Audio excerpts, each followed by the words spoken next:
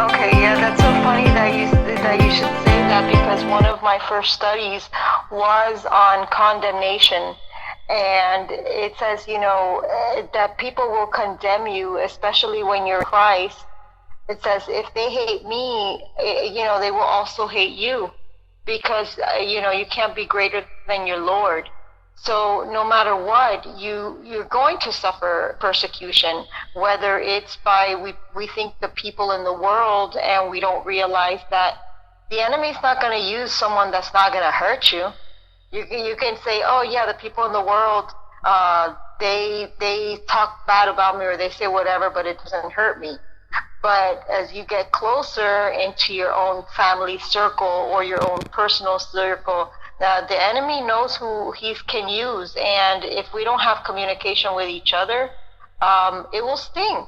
It'll sting, and it'll happen. And it's bound to happen, so that we are able to understand greater principles, because there's no character changing if you don't have persecution. If you don't suffer, it doesn't change you. You wouldn't understand. You become partakers in the suffering, not realizing, because you're like, I'm not suffering for Christ. People are just bombarding you. It happens, and we have to understand where it's coming from. How do I overcome it? By the blood of the Lamb. By the blood of the Lamb. You pray. You pray. You have a different understanding.